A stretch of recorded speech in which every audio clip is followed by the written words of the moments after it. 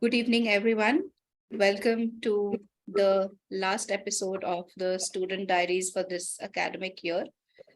Student Diaries is a session where you get a sneak peek into the lives of the current students who are doing the PGPMAX program while they take you through their journey of why did they choose to do the program, how is it going. So, in case you have any questions while we take you through their journey, please feel free to put it up in the Q&A box and I will take your questions. Before I take up your questions, I do have a few questions on behalf of the people who have registered to join this event. So I'll be taking those 3, 4 questions first, and then we'll get to the Q&A. Before we start with the session, I would like to welcome our panelists and the current students today. Mridul Bhatia, Ras Jain, and Nishant Madhukar. Thank you, panelists, for joining in today and spending the Saturday evening with us and helping the aspirants who want to do the program take a decision. So, before we start, Mridul, would you like to introduce yourself to the audience today? Yeah, sure. Thanks, Smriti. Hi, everyone. My name is Mridul Bhatia. I am based out of Pune, and I'm a chartered accountant by profession and currently working with Cummins India Limited. I've been part of this organization for the last 17 years, and I'm currently leading the finance function as a controller or a line of business controller for the distribution business in India, as well as I serve on the board of directors as a director for one of the subsidiaries of Cummins India Limited. So that's about me. I'd be really glad to go through the session and answer some of the Q&A as a part of that. Thank you, Mridul. Thank you for introducing yourself. And we do wish that your experiences and learnings will help the aspirants today. Vikas, would you like to introduce yourself? Yeah, so after one finance guy, another finance guy, so I'm the CFO of a company called Adama India. And as Mudul, I'm also a chartered accountant. Plus, now I have done my MBA from isbpgpmax. Hopefully, ISB will clear me and give me the certificate in 31st March. So, other than this, the company what I'm working in is in insecticide pesticides, and it's almost been close to 18 years of experience. And as a hobby, I like to do a lot of play sports and dance. Thank you. Thank you, Vikas, and great to know the personal side of yours as well, that the hobbies that you try to pursue. Welcome to the session. Nishant, would love to hear from you about yourself. Thank you, Smriti. Hi, everyone. I'm Nishant Madhukar. I have a little over 21 years of experience now. Last year when I joined, not last year, last year when I joined PGPMAX, I was working with a company called Ferns and Petals, if you may have heard of it. I was working in the capacity of a CHRO. So when I joined PGPMAX, simultaneously, I also made a career switch, not just a job switch, a career switch. I started a consulting company of my own. It's by the name of Madhouse Works. I work in the capacity of a managing partner and chief of strategy. We are pretty much what a KPMG or a PwC is for basically for a startup and MSME sector. In short, that is pretty much about me. I saw PGPMAX quite as a transition point in my career, and in the session we'll talk more about it. Thank you. Sure. Thank you, Nishant. Great to have an entrepreneur after 2 finance students here on the panel today. So welcome to the session. So I have a few questions for you, and I would like to take them up before our audience. I understand they would have a lot of queries they would want to ask you. But on behalf of all the people who did register for the session, I have prepared a few questions, common questions, and I would like to take them up. So the first question I would like to start with Mridul first. is why did you decide to do PGPMAX at ISB at the stage of the career that you were? And how did you assess that it is the right time now that you should look out for upskilling yourself and then choose to do the program? So, yes. I have, like I mentioned in my introduction, I've worked with Cummins for 17 years, done multiple roles in, various aspects of assets of finance. I realized that if I need to do, like if my next big leap has to be of a CFO of a multinational, I would need a much more, broader strategic mindset than, just being a finance professional. That's where basically, I started evaluating various programs, and I came across ISB's PGPMAX program. The thing I liked about it, about this program is, the mix of an international experience and a domestic experience. Every session has faculty that is coming from international schools, so that just gives you a very, very global mindset and a global experience, and that is what actually attracted me to the ISB's PGPMAX program. In terms of the timing, from a personal point of view, I think I realized that if, there's not going to be any good time, I just have to make whatever time is, I think where I need to upskill myself, I need to, kind of grab that opportunity and make that the right time. So from that point of view, basically, I decided last year to go ahead with this program. sure. Thank you. Thank you, Mridul, for that. Vikas, would you like to throw your perspective on doing the program? Because you were the CFO of Adama India when you wanted to do the program. So what was the thought process behind doing the program? Yeah, so Mridul wants to be a CEO for higher MNC. So I was already a CFO of an MNC since last 5 years now. So I had thought of, say, after 2 years or so, when I was thinking that, okay, how long I'll be as CFO of an MNC, let me think of what will be my next step. So as from which is being a Jain and business being in my blood, so always thinking that, okay, let me get into business side of the operations of a company. So already we do a lot of things in the business side, but still we are told as if we are the accounts guy and finance guy. So I had this, that I want to, in addition that already I'm contributing to the business, I wanted a proper formal degree as well. And ISB is no doubt number one in India, and all those, we know that professors are the best and the infrastructure and everything. So this at least will help me to take that leap that I have along with my accounts background. I have this degree from general management degree, which would help me to shift into business operations. So this was my reason for thinking and taking PGPMAX. Sure. Thank you for throwing some light there, because Nishant, you were also the group CHRO, as you said, for Ferns and Petals for quite some time. So for around 3 years when you decided to do this program. So what was running on your mind when you thought about it? So I'll rather put it this way.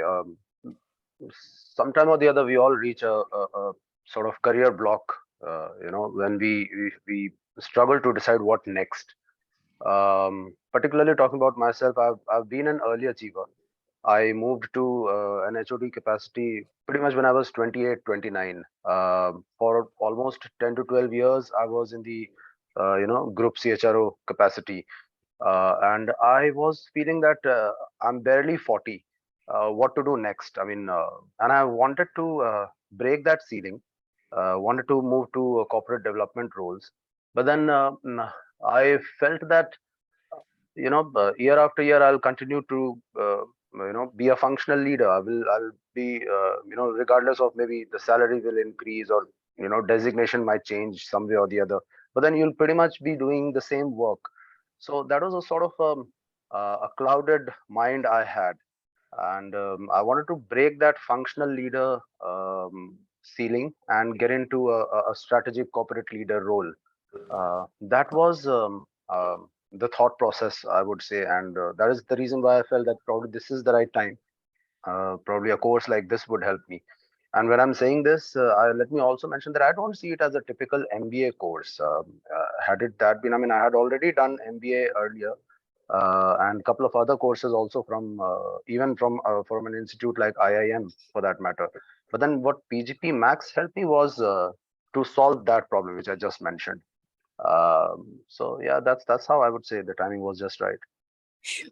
Thank you, Nishant. And that's how we, what we talk about PGPMAX program when I connect to the students or the aspirants is, it's right, you are a functional leader already, but the way you want to grow in your career is have an overall development and overall perspective of the entire business. That's how the program grooms you to be.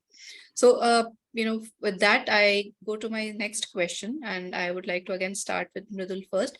So, Mridul, you had been in Cummins for quite a lot of time, and you had built your credibility there. Yeah. So, how was it to manage your professional and personal life, staying with the same organization while pursuing this program, and what were the challenges that you think you might have faced during this? Yeah. So again, from a both personal and professional life, I think one of the biggest learnings as I stepped into this program was to create a support system, be it at home or be it at work. At work initially when we started the program, there was a lot of FOMO of not being there during certain critical decision making, certain critical milestones from an business standpoint. But I think that is where the program helped, as well as it was a personal evolution as well to grow as a leader, right? This was an opportunity to develop your second line, to delegate, to stay in connect and guide people working for you to do the right decisions. So I, from personally, from my standpoint on the professional side, I think I grew as a leader. Again, basically, there was a huge support system that I had to create at work as well. From my manager to my peers as well as to my team members, because there are a long absences during the sessions, and it is practically very difficult to be both places. If you want to do justice for the sessions, of course.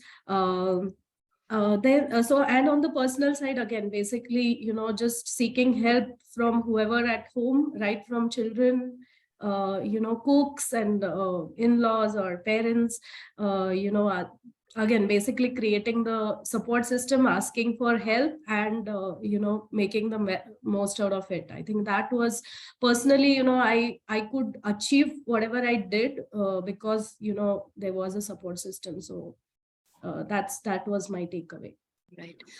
Yes, Mridul, I think you rightly touched upon the point where you need to create a support system. You need to, in fact, create a support system, both the places at your workplace and your home, because there's a very fine line between both and you don't want to mix up. And now with the studies and everything coming in, it gets complicated a little bit. And I think, yes, it would be a right way to say that you create a succession plan for yourself so that you also grow and you let the team members grow while they try and learn to take up your tasks while you're away, and you get to learn. And while when you also get back to work, you also try to imbibe a lot of learnings that you get from the program, and the team also passively tries to learn from you. So thank you, Mridul, for touching on those points. And now moving to Vikas, I think it's equally difficult for men to balance in some different ways, probably, but yes, I do agree to that. So Vikas, what are your thoughts on balancing all three together? No, I was about to start in a way to say that no, for people it's much more difficult. For us, it is okay. little better in that way. So, but yeah, so when we say that, okay, we are going to do PGPMAX, okay, as if someone big stone is going to fall on us. But generally, if you think in very small steps, those who are planning to do, it's like you have 5 weeks before you actually go into a 6-week campus. So what you have to do is, after your entire work, whatever you're doing day in, day out, just spend 1 hour, 1.5 hours, because that is what I used to do. I used to come whenever I was after my dinner. I used to spend just 1 hour reading or whatever, studying, whatever. So just think of 1 hour is what the basic thing you need. If you are obviously like a front bench student, you can do more. So that's a small step. Just think of small steps. Don't think as if ISB is some big monster and you will not get time. And with respect to office, as Mridul said, it's, if you're not delegating, start delegating now if you want to join PGPMAX. And you'll be surprised, because you might feel, okay, if I'm not in office, work will stop. You'll be surprised to see that the work will happen as it is, even though if you're not there in office. So you can take that call to join, and things will happen the way it is. Only thing is, you will have to take small steps in your mind first to clear all these issues of joining PGPMAX. Yeah. It's actually a mindset. I mean, sorry, I'm just pitching in here, but again, it's like breaking your own mindset. I think that's what is basically just. Right. I think both of you are very to the point on this. Yes, it is a mindset, and as Vikas rightly pointed out, it's all about taking small steps or one step at a time, and then crossing the bridge when you get there. It's not about procrastinating and saying, I don't know if I'll be able to do it, so let me not do it. That's not the way to think about it. You can take one step at a time, and probably you also learn through the way on how to manage everything together. I know first 3 terms, what I have heard from you guys and the other batches as well, first 3 terms are quite difficult in terms of managing everything, but I think all falls into place as you move along. Nishant, I know you were also thinking about starting up this Madhouse Works when I spoke to you when the program just started, and it would have been a difficult phase for you, thinking of a startup, then doing the course, then obviously a family and an office to manage. So how, in fact, your thing was more complicated because the fourth component got involved. So how did you manage all the 4 together? Yeah, so I think Mridul and Vikas have already covered most of it. I'll just put it this way, that this decision is not your individual decision. I mean, it's an investment that you are making, and it's an investment for your entire family, your colleagues, your organization. And if you're starting up something of your own, then it's all the more risky, I would say. There's a lot of risks involved, and so take everyone into confidence, because everyone will have to support you, your family, spouse, children. I live with my parents also. Your colleagues will have to support you, and there are a lot of times when you won't be able to be there where you should have been. And, other people will have to pitch in. And in fact, wonderfully for me, I had an immense supporting system. In terms of my startup also, I had my partners and my colleagues who were of immense support. So if you have that support system around you, things fall into place and it becomes easy for you. I wouldn't say easy. I mean, nothing is easy, but then yes, you find your way ahead. So Sure. Thank you, Nishant, for summarizing everything and putting your point across. For my next question, I remember talking to all of you because you all joined during the second phase when COVID was hit, and it was a tough decision for all of you to, think about doing the program or not doing the program. And I remember and get nostalgic in terms of the conversations that I had with Vikas, Nishan, Mridul, all of you. So, now that you are at the end of the course and, March, you all will be graduating. So, how has the journey been for all of you? And, if you could point out 2 or 3 learnings from the entire journey, not asking you to, because there would be a lot of learnings personally and, on the academic side, but just for 2 or 3 learnings, which you could summarize it for the audience today. Again, starting with Mridul, the lady first. So. Maybe you can give Nishant or Vikas a chance. So I'll just, maybe for the next question, Nishant, you go first. Just from my perspective, I think one of the biggest, learnings were, the group assignments. Where basically how do you enter into conflicts, because if you're in a group of 5 to 6 and no matter what the sum is, you'll all arrive at a different conclusion, and finding your way out of it, and managing conflicts and keeping your focus on to the end solution. I think that was one of the biggest things that helped me, so which I take it back into the organization. And being in finance, basically conflicts is part of the role, so that was one of the biggest professional learning or takeaway for me from the program. Then like I mentioned, the international immersions, I think that was, the hands-on experience that you get in the simulations, and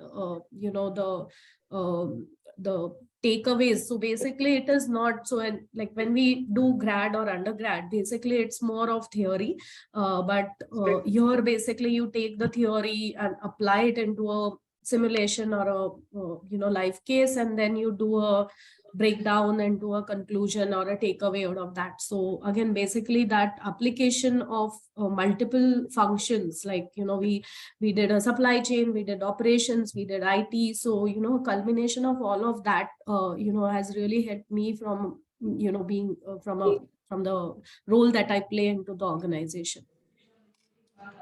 Thank you, Mridul. And I think the first that I agree is definitely the conflict management, because as you grow up the ladder, you need to, understand to, at that position, resolve it carefully, because there are a lot of stakeholders involved. You don't want to upset anyone, but still take the best decision that is there in your capacity. So I also agree to the conflict management part. So moving on to you, Vikas, how and what were your learnings during the program?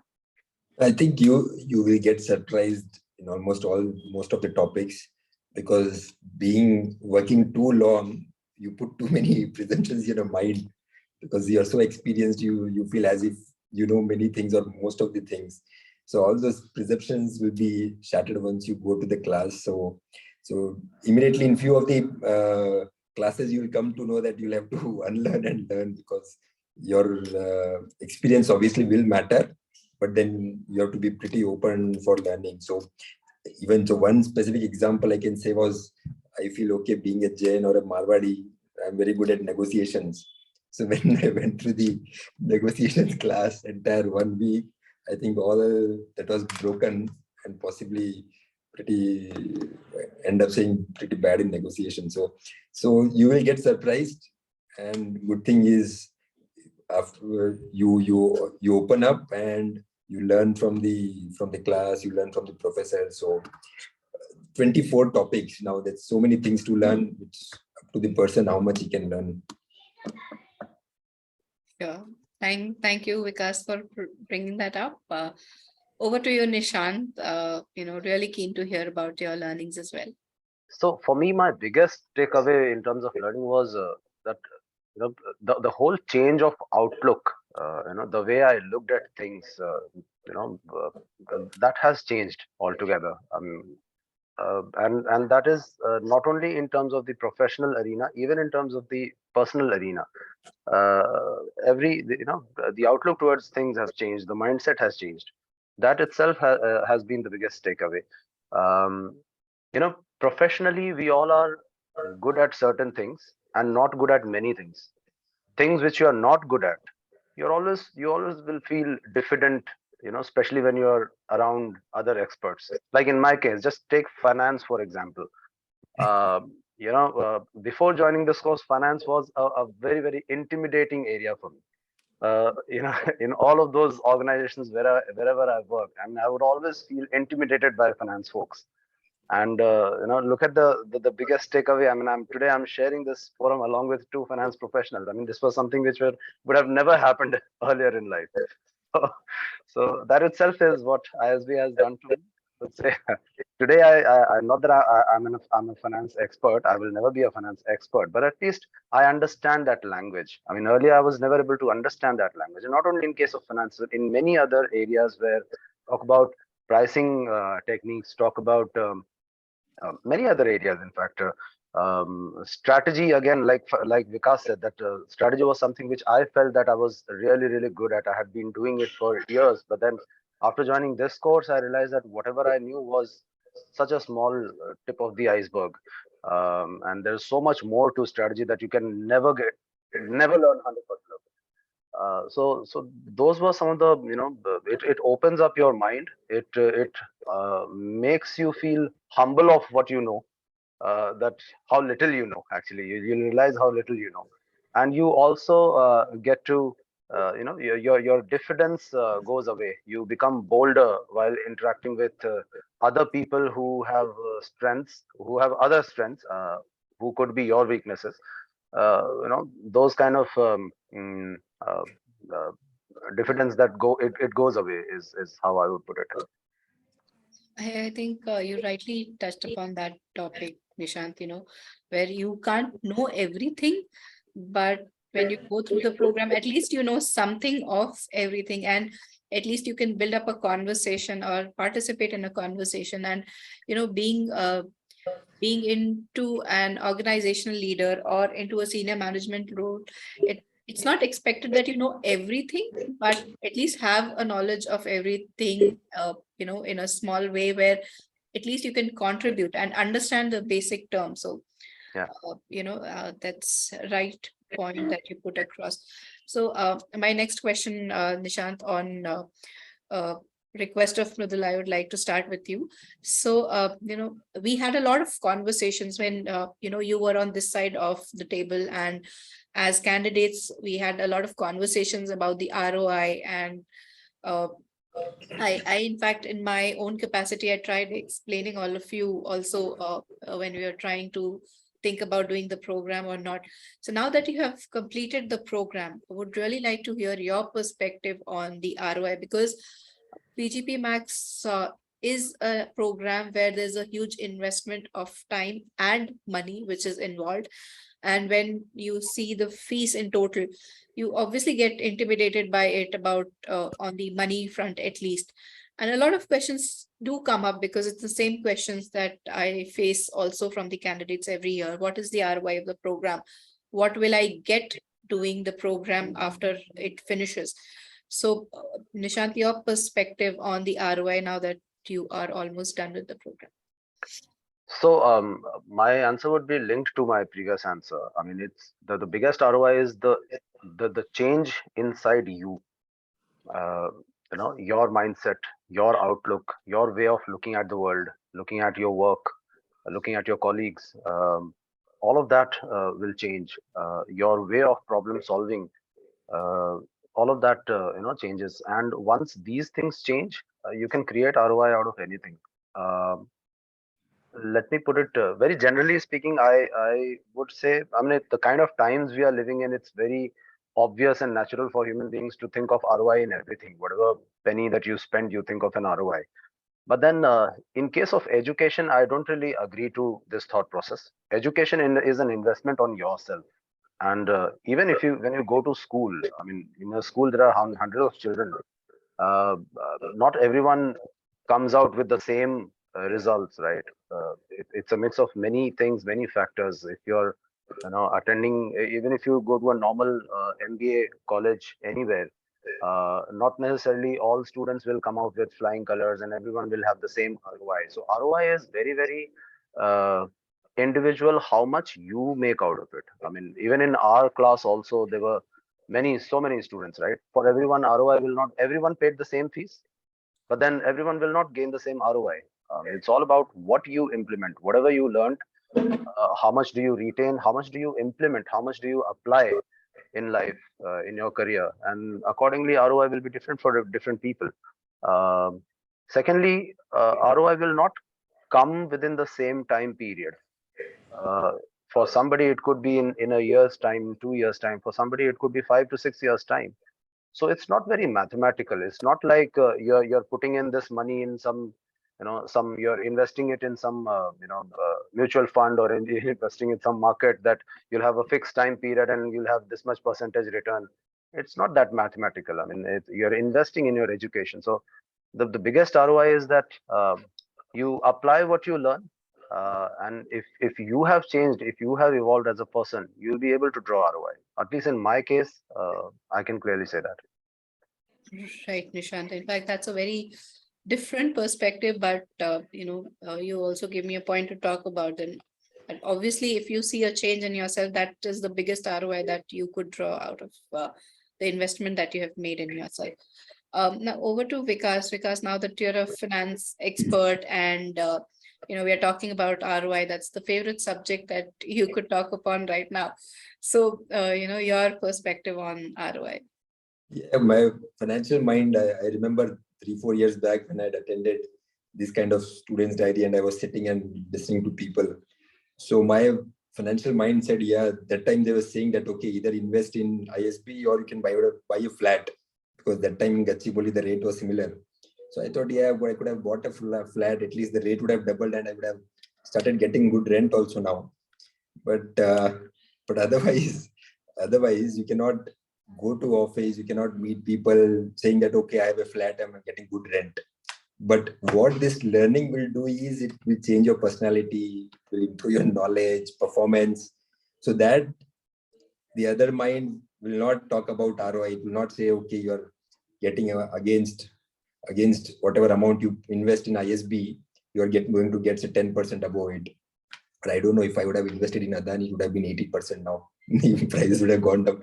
But again, seriously, it is not really, even a financial person, I think it's not valid to say that you have to put an ROI to it. Many people ask me, I would have spoken to so many of them.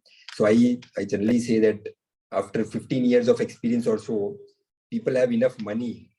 Now, suppose if you don't join ISB, then will you always have a regret to say that, okay, there was a time when I had to join, I did not join? And possibly you'll have 2 flats also that time. After you have 30 years of experience, what you will do? So I think that regret will never go. So it's more of psychological thing that you should do. Financially, possibly you could put in a flat and get good rent. Right, because you'll always have some money to to yourself, but how do you make the most of it is a judicious decision that you should always take. And I think, yes, investing in yourself is the best decision that you can take, but how and what you make out of it is definitely very individual. Just Mridul, to add one Yeah. more point, if you want, so obviously it's expensive program, but if you want to make it little lesser expensive, you can go and compare with program with INSEAD and LBS. So you'll feel it is less expensive. No, definitely, yes. Because yes, there's no substitute to learning. You can Yeah. learn from anywhere, but yes, investing in yourself is the best way to go ahead. Mridul, you also come from a finance background, and you would have had a different perspective because as females, there's always an imposter syndrome that we go ahead with, like, are we in good enough? Should we invest? Should we not invest in ourselves? So what was your thought process on that? No, absolutely. I think you've hit the nail, Smriti. So personally for me, again, I completely agree with Vikas and Nishan. ROI is not necessarily always in terms of financial return, in terms like a fixed financial return. There's a FD may you keep money and you get some money at the end of the day. It's not, the rule doesn't apply that way. So personally for me, one is, as a woman, basically, I had kind of in my mind hit that boundary where I was like, okay, now if I move into that, or if I take the big leap, will I be able to manage home? Will I be able to, take care of a very, very senior management kind of a role? So one is doing this program actually helped me break that barrier in my mind. So that is an ROI for me. The second is, I think so I have two daughters, and and one of them is she's a teenager. She recently turned a teenager. So when I first had my discussion with her, right, that I am now planning to get into this program, and I'll need her to support me, as well as take care of her younger sister. So I could see a lot of sense of pride in her. So she really actually admired me for taking this step. There were, obviously, I'm not going to say that it was like all a smooth sail. There were times when I was not there for certain critical milestones of hers, where there was emotions and anxiety and all of that, but at the end of it, I think she really admired. So from my perspective, right, I think that at least from a role modeling point of view, she doesn't now look at it, I mean, from a women perspective, a lot of times it happens that you grow up to a certain point and then you give up because you need to take care of the family. So I think I could at least be a role model for her, saying that go get it if you want to do it. So that in my mind was the biggest ROI, for me and my family as well. So again, there's no financial, and from a professional point of view, I think Vikas and Nishan did touch upon, so I will not repeat it. It's upon you and how you can extract that ROI out of the current organization, out of a new job. That basically depends on you. So everyone's ROI definition probably would vary. Agree to that, Mridul. I think, yes, every perspective is quite different from the ROI, because, we see from the panel itself, from all of you have a very different perspective on the same question.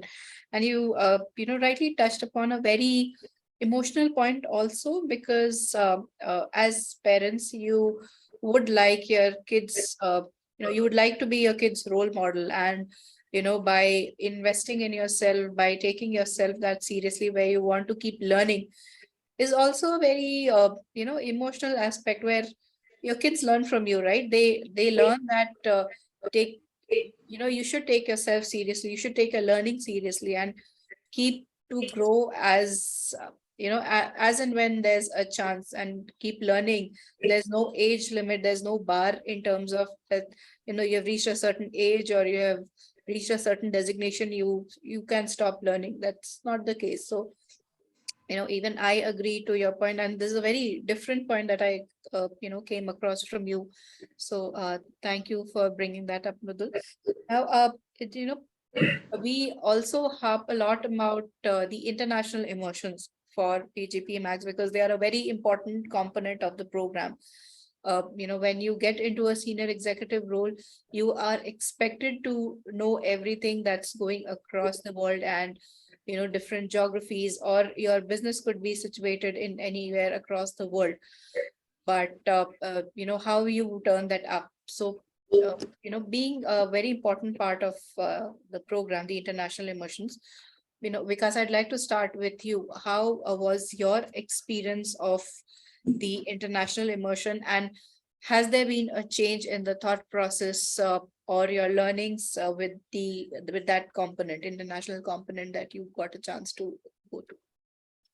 See, with respect to the professor or the learning, in the sense, I didn't find that there's big difference, because what you learned from here, you all had equally good professors, and what you studied there was same level of professor. So the study wise, it was obviously at high standards, so there was no much difference there.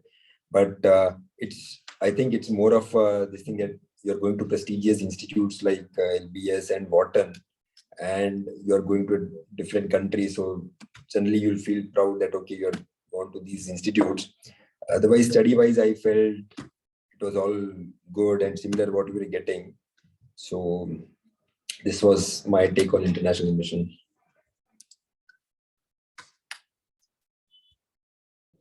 Thank you, Vikas, for sharing that perspective. Nishant, would you like to throw some light on your learnings from the international immersions? I was just about to say what Vikas already said. Uh, so I'll rather add another point that it gave me the international perspective, especially if I talk about Wharton. I could see that, um, especially in a country like America, corporates involve a lot of help and support from the academicians in terms of research, in terms of um, how should I say, research or a data exploration, etc. Which historically, even in India, used to happen. I mean, when you read about Chanakya times and all of that, academicians had a lot of influence in how kingdoms were ruled and businesses were done. But today, somehow, unfortunately, in India, academicians have become a very limited role, and corporates do not really leverage much from academicians and their research. Uh, that was one element which I saw is being done in America, and academicians are actually ruling that country. Let me tell you. I mean, ruling may not be the best word, but then you understood what I'm trying to say. They have a lot of influence on businesses and on the whole economic well-being of that country. That was something which I very clearly saw in Wharton particularly, and also through the various case studies that we had. Um, so yeah, I think I don't want to repeat on Vikas's point. Level of professors wise or academic inputs wise, it was pretty much the same. It also gave me a sort of re-endorsement on the kind of quality of professors and the education that we have in India. Sometimes when we go outside is when we value ourselves much more. So that was something. No, I think yes, Nishant, you also brought about a very important point that an economy has to thrive on the learnings that they get from the research that or the effort that the academicians put in, even in olden times. Like, for example, if we take Chanakya, he was a professor of economics and political science, and that was the major reason why he was a royal advisor to the kingdom, right? And he is called the professor of military Yeah, science who lived for the yeah, society. yeah, So it is important that we also as corporates or as economy need to rely on academicians or the faculty and yeah. the research that they put in, because there's a lot of thought process and research that goes into writing papers and understanding a particular topic. So Yeah. it's rightly brought It's up. it's it's unfortunate that the West has learned from us and moved so ahead, and we have forgotten our fundamentals. No, that's completely to the point. I think we should be bringing that culture again, where a lot of faculty and research is given a lot of importance and is taken into economy. And I think ISB is a role model there, which I would say, because a lot of our professors are advisors into the government and help in running the economy, like Professor Krishnamurthy Subramaniam. He was the ex chief economic advisor and now moved to IMF. So, ISB there has a lot of faculty who are actively involved in research as well as advising the corporate. So that's one of the good parts that I really admire personally about the school.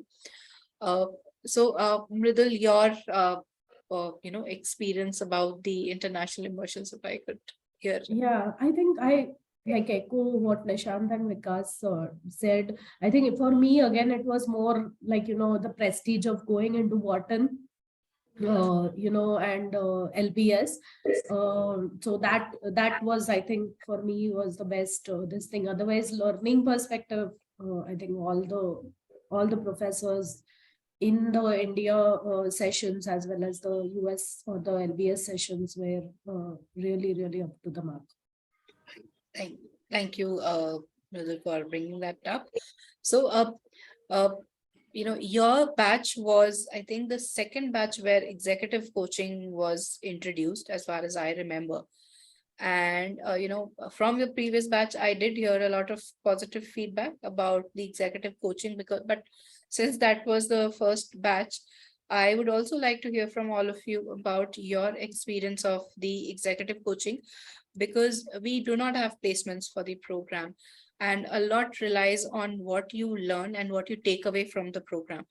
And executive coaching also forms an important part, because as per the curriculum goes, or as per the theory or the subjects goes, you get to learn from the faculty, but executive coaching is something you get to own your personal skills by enrolling into this coaching. So how was your experience, probably starting with Mridul this time, and did it help you, and in what way?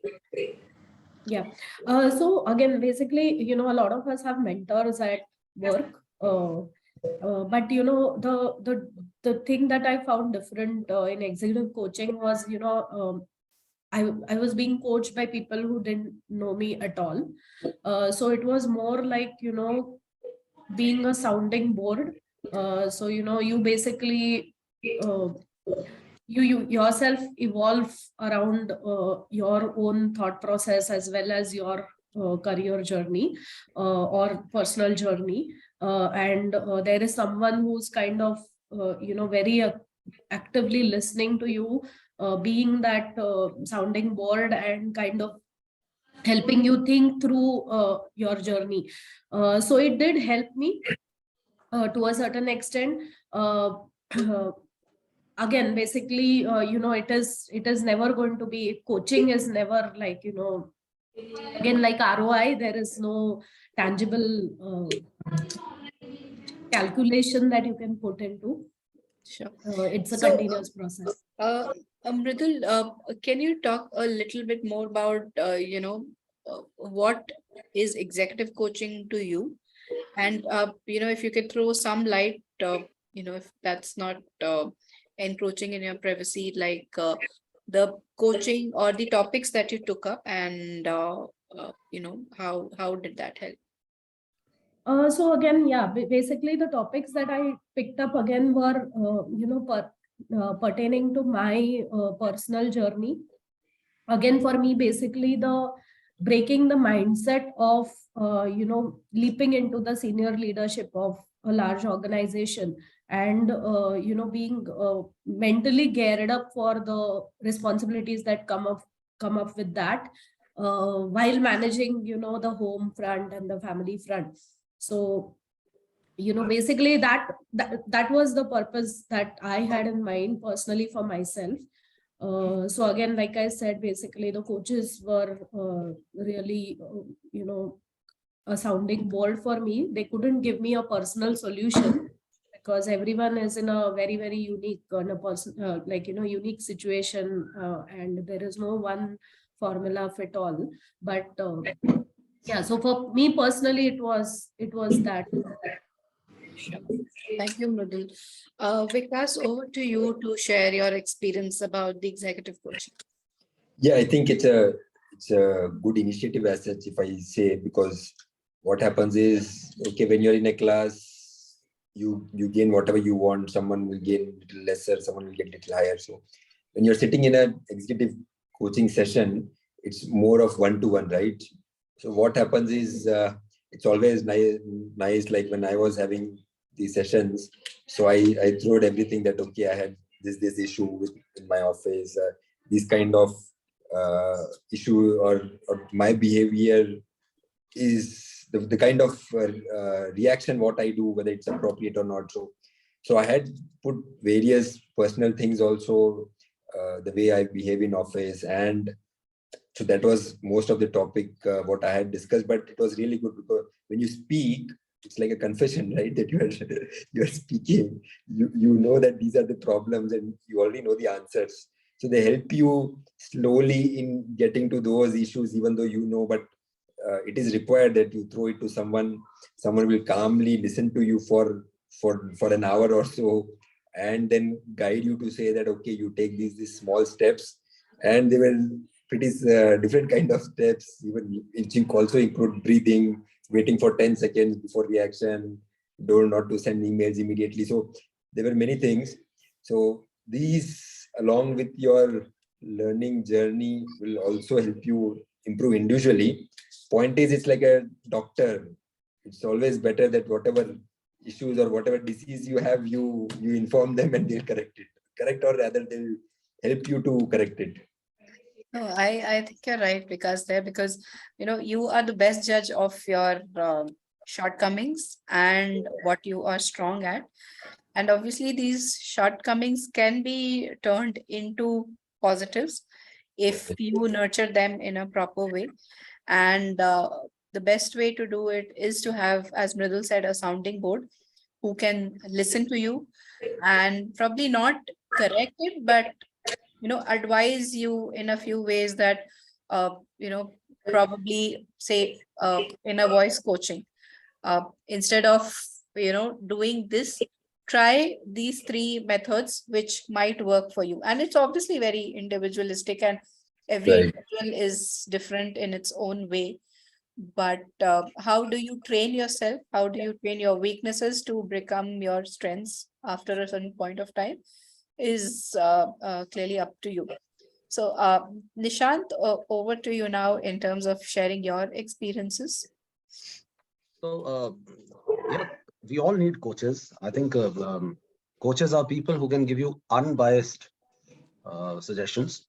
Uh, After all, I mean, if I walk up to people within my circle, my friends, my family, everyone will have some or the other sort of bias, right? Either people will really like me, they will always give me answers to please me, that will be pleasant to my ears, or somebody who would always be critical. If I ask for my father, he will always give me critical feedback, or my wife, she will always give me critical feedback. If I ask my colleagues, they will always give me nice feedback. But then coaches do not gain much out of it, so they will give you honest, candid, unbiased feedback. And then they also show you the way. They are unlike consultants. They don't give you answers. They guide you towards the answers, and you yourself explore answers. So I think that's the best part about coaching.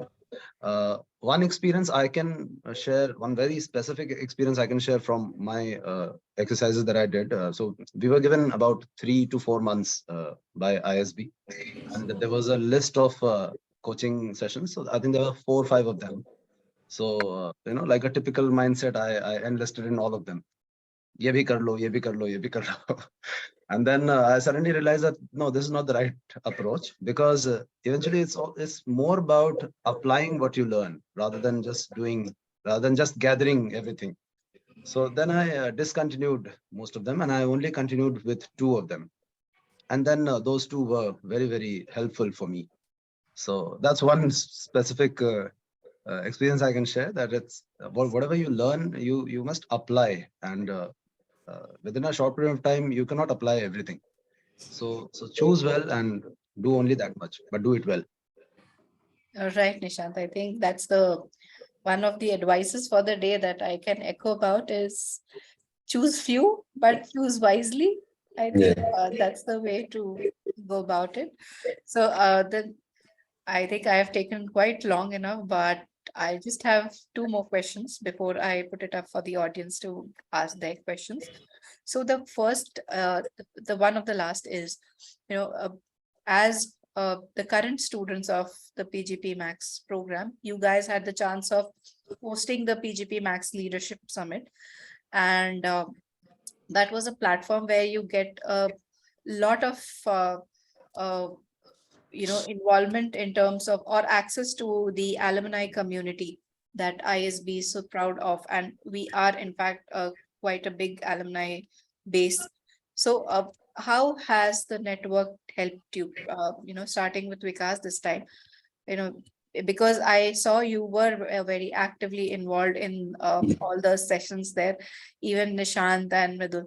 So how has your experience been with the alumni community of the school and of the program, and were you able to ask the network for help, and how did it turn out to be?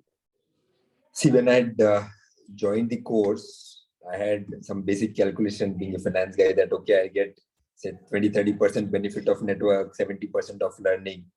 But in the end, what I got was that networking or it's 50% of the benefit what you get, and learning is obviously there. So I cannot thank ISB more that I met my cohort, I met Nishant, Brudol, and my team. So I was pretty active, and in the sense, if you see half of our WhatsApp pages now, it's always ISB. So it's ISB, my present cohort, ISB Hyderabad, ISB PGPMAX, all the earlier years. So I think half of my life now will be ISB cohort, surrounded by ISB cohorts. But really, it helps a lot in the sense, you'll not become a network, you'll become so close friends with your cohort that then it's not of a help and all. You ask anything and you get everything in return. So this is with respect to your cohort. And with respect to other alumni, obviously you have nowadays easy access because you have so many WhatsApp groups, and then you'll have a platform also. It becomes so easy. If you have any issues, just put it, and then some or the other person would be linked to that issue and he will help you. So this cohort and the alumni is like a lifelong benefit. You can put a lot of ROI to it, to your earlier question. And I'm pretty happy because I miss my cohort a lot, because we had spent 15 months, and then I still remember Nudul, when she was going back, she was crying. And so you'll never be able to. Don't need to remind me that, Vikas. So I think alumni and your cohort will be with you for lifelong. Sure. I echo that, Vikas, because I am not a part of the cohort by any means. I am a part of the admissions office, but I have also reached out to the cohort a number of times, for some help or the other, and the request was warmly received by everyone, and were very actively involved in coming out and trying to help in some way or the other. Even if I didn't get help, I did get a few advisors also, probably to find a way out. And Nishant, in his earlier point, I forgot to mention, he really said that the way to find a solution is by asking the right questions. So, once you try asking the right questions, you yourself find a way to your solutions. There's nobody who can guide you to that. But, I really echo that, because Nishant and Mridul, all of you have been, very active in terms of supporting my request. Because I remember the day when we approached you for starting the industry dialogue series, and you were the first one to host the finance industry dialogue, and you upfront came and said that you'd want to host it. So, it's a very close-knitted community, and everybody is always ready to help every other person. Now, moving to Nishant, if you could share your experience with the alumni community here at ISB. So clearly, the alumni network and you being a part of that is one of the key ROIs of this course. Clearly, within your cohort, you are going to be making friends for life, and friends who will actually be your support system throughout the thick and thin of life, not only on a professional front but personal front also. Even beyond your cohort, I can tell you many examples where I or somebody in my circle was into some sort of trouble, and all I did was put a message on our alumni WhatsApp group, and help was always there. I mean, help from unimaginable corners, I would say. So the network, and each one of them have their own network of people, right? So that exponentially becomes your strength in whatever you do. So clearly, that's a clear ROI, I would say. Right, and I think that forms a very important.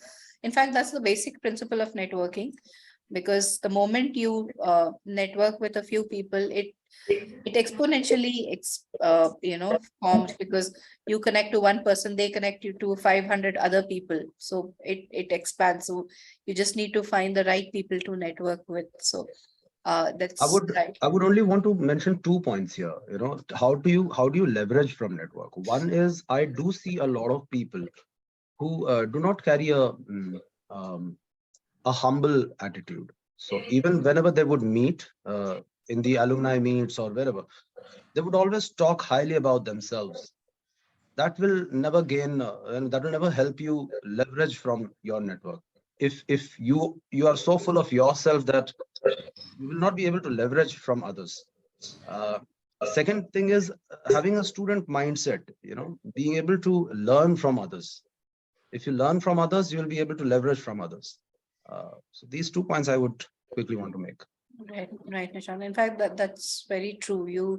You need to always have your student cap on or your learning cap on if you want to leverage from your network, because you never know where and from whom you get to learn what. So it's very important that you have that humility to learn from anybody and everybody. Mridul, moving over to you, could you share your experiences connecting with the alumni community? Yeah.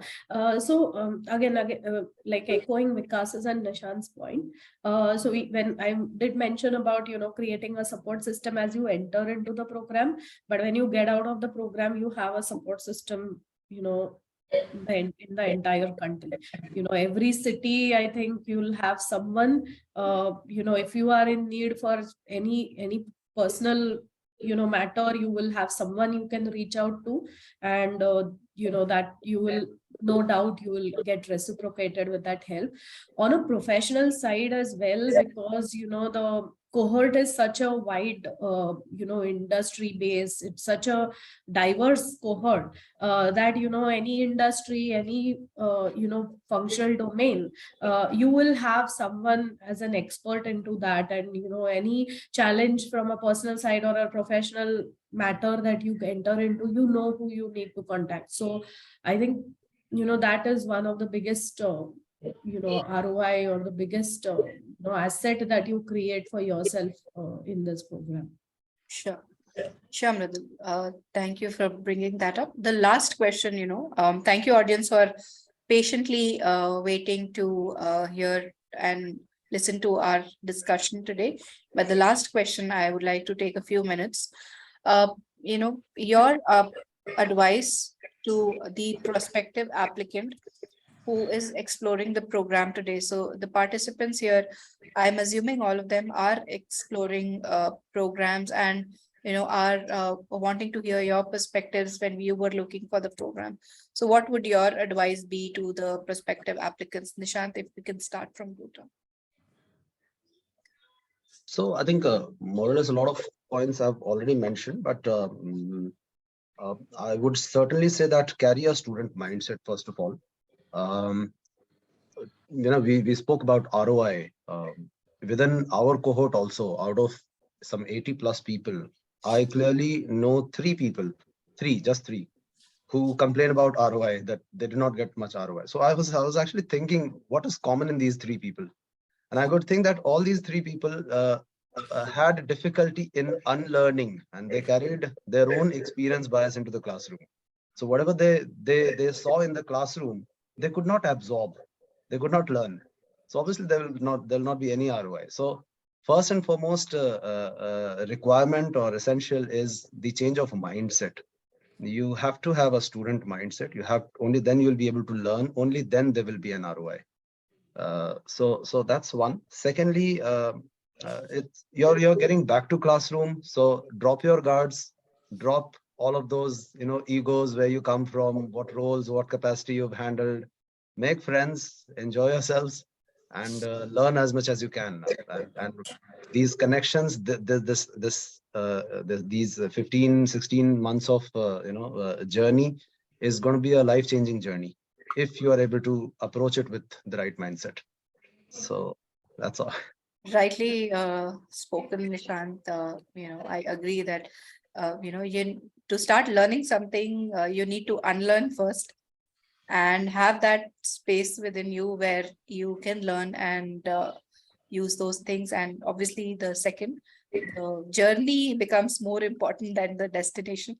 You need to learn to enjoy the journey than focus on the destination. So thank you, Nishant, for sharing those wonderful words with us. Vikas, your share of thoughts for the applicants. So we used to joke around, the cost per minute for ISB per minute was close to 116 rupees. It's like 7,000 rupees per hour and 56,000 rupees per day cost. So we used to say if someone used to like sleep or or pretty not active for that 1 hour, we used to say you lost your 7,000 ROI.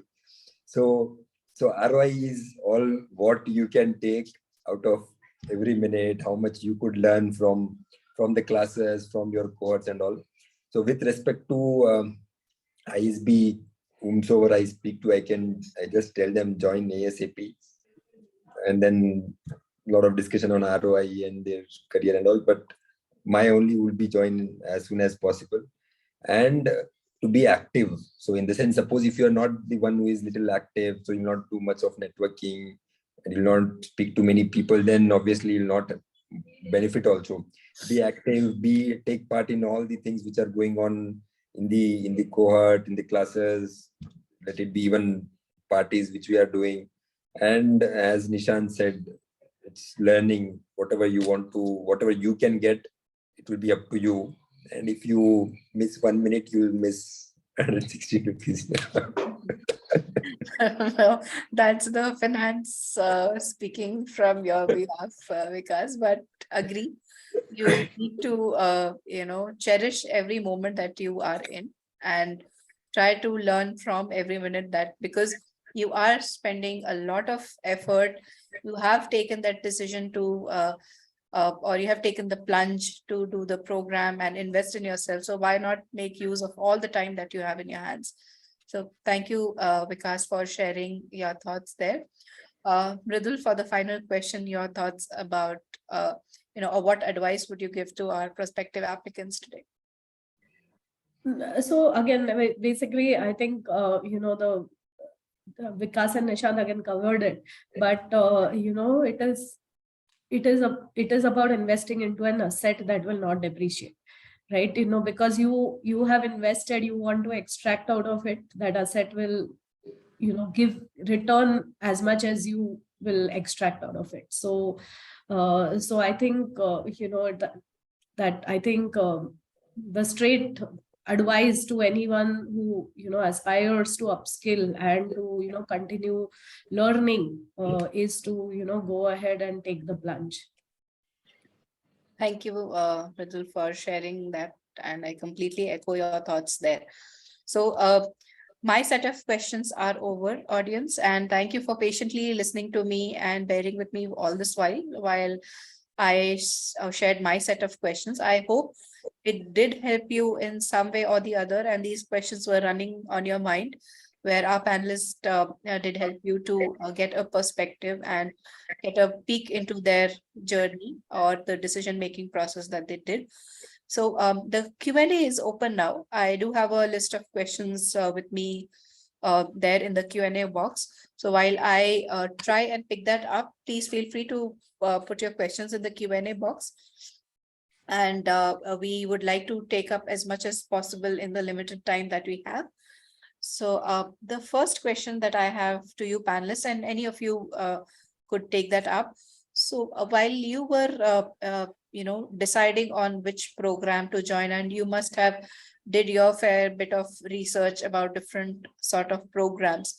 So, could you share your thoughts there and the comparison that you did with other programs for the Executive MBA? So I can start. So what basic research I did was, suppose within India, when I compared with, say, IIM's full-time program or other programs, what I felt was, I think those were mostly for the middle management. In the sense, you can see that those were experienced from, say, 6 to 10 years kind of thing. So, and best part about PGPMAX is it is on an average 15 years experience. So what you get is like a head of all departments or the much higher cohort than what you have. So this was within India. And I did compare with other programs like INSEAD and this thing. So there my main motto was I wanted more time in the classroom. So there I think they have hardly 6 weeks of classroom. And here we have close to 12 weeks of classroom. So I feel the physical interaction with the professor and physical interaction with my cohort, generally I feel I'm more of an offline that, okay, I get more out of it. So, and also in India, with similar, all the professors who are like top notch, I think there was, for me, there was no need to go somewhere outside. And also good thing was we had 12 weeks of offline campus. So this was my basic research. Sure.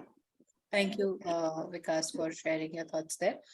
Another question that I have for you panelists today is, PGPMAX obviously does not have any placement, and the reasons are pretty clear there. But without any placement support in the program, what do you think are the chances of the employer or the manager in terms of elevating him or elevating the person when they do the program? And how intense will the learning and knowledge help in monetary terms? You want me to go or Yes, can I pitch in with that? please. So I'll wear my past CHRO shoes here, okay? And I'll tell you from an organization's perspective. If you are investing whatever money in your course, okay, nobody else will pay for it. If you're expecting somebody else to take care of that, it's unfair to expect such a thing. So if you think that you have invested something in this course and you have done this course or whichever course, even if you go and do another course from elsewhere, and because of that, your organization should appreciate you more, or somebody else should give you a better job, better hike, better money, so that your ROI comes from all of this is the wrong expectation. People will pay you for what you do for them, period. What you will be able to do for them will change after this course. Okay, so once you've done this course, like I said, that you will change as a person. Your outlook, your mindset, your learnings, your domain knowledge as well as cross domain knowledge, all of that will change. You will be a lot more valuable, and you'll be able to contribute to a much wider area, to whichever company you serve. And there is that is where the company would be willing to pay you for that. I mean, the company will always pay you for the value that you create for them. So that is how you should put it. Just because of this certificate, nobody will pay you for this certificate. So that is how I couldn't agree more, Nishant. And yes, the CHRO in you really nailed that answer, because obviously nobody pays you for whatever you do in your personal life, right? What you bring to the table will make you valuable, and these courses, the courses such as these, help you increase your value in the discussions that you do or in your organization, which in turn becomes the answer to the ROI question that you have. Thank you, Nishant, for touching on that point. The next question that I have is, how do you broach this topic with your employers, right? And in your time also, you would have faced this issue, and we do get this question a lot. What is the right time to discuss about doing the program? And if you discuss, what are the points that you should keep in your mind while talking to your employer that you would like to join a course? Maybe I can take that up. Yes. So again, in my case, basically, and I think generally it would be applicable for everyone. Again, I for the cost, at the cost of repetition, it's about creating the support system. So if you do not have the support system in your organization, it will be difficult to go through this. So for me personally, as soon as I decided to kind of go through this evaluation process, I did have a conversation with my manager. So basically being clear about what you want to do or extract out of this program is very, very critical. Because your manager or your management is going to look at it is in terms of how that is going to, benefit the organization. Right. So once, your objectives align with what the objectives of the organization are in terms of your personal and professional development, I think, you get that sponsorship, not in financial terms every time, but the sponsorship that is required for you to go through the program, right, in terms of the support, in terms of absences, in terms of, the sessions that you are not going to be, when you're in the sessions and not be available for certain critical meetings. So that sponsorship, getting it upfront as you go through the evaluation process is very, very critical. So at least in my case, it did turn out that way. So that's my take on that question. Thank you, Mridul, for sharing that with us. Uh, I think one of the last questions that I have now is, what or how did you prepare to get through the program and the admission process? And what are the expectations that one should have while joining the course? So with respect to preparations, I think it's more of that the initial form filling itself is a good kind of preparation, because you ask different kind of things which you have to fill, different essays, but it's more about your life, your experience. They're not going to ask some formula of statistics or some complex situation. It's about your life, how you have dealt with certain things in your professional life, how you have gone ahead with different situations in your company. So those, I think, is with you. For that, you need not prepare somewhere from outside. So as such, not much of preparation with respect to reading or something, but to at least to express yourself how you did what you did in the form. And obviously after you get into that first hurdle, then you have a discussion along with the panel. And again, it is all about you, in the sense they'll ask why you want to join and what is the reason. And again, they'll give you some situation, what you did. So it's again more about you. So no need to go here and there for the preparation. Thank you, Vikas, for sharing that with us. So with that, we have come to an end of this session. And I do hope that we were able to answer your queries, audience, today in the little time that we had.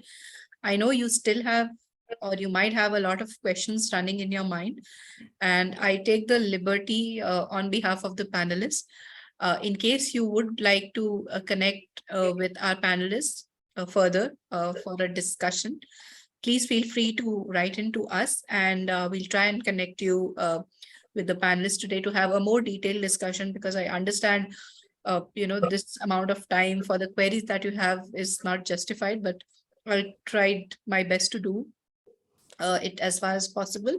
So please feel free, and the panelists today would be supportive in terms of answering your further queries.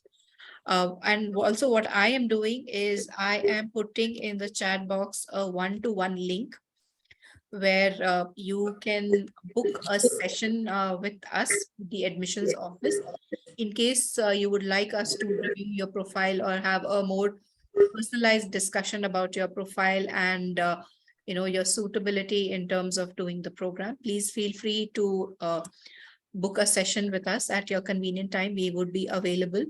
And with the application deadline coming in another 20-25 days, please feel free to join in for the next set of events that we have. The next set of event that we have is a CEO story, where in a similar fashion, you would connect to alumni and they would share their thoughts about the program. And then we do have a couple of application workshops. In case you would like to, you would like any help on the application, please feel free to connect that with us. And thank you, panelists, for joining in today and sharing your valuable time and feedback. And I hope it did help a lot of attendees and aspirants here. It was quite a good discussion, and even I got to learn, new aspects of the program that you are doing. Thank you for sharing that today, and have a great weekend, all of you. Thank you, Smriti. Thank you. Thank you. Thank you. Pleasure was Smriti. ours. Thank you. Thank you, Smriti. Thank you so much, Nishan. Thank you.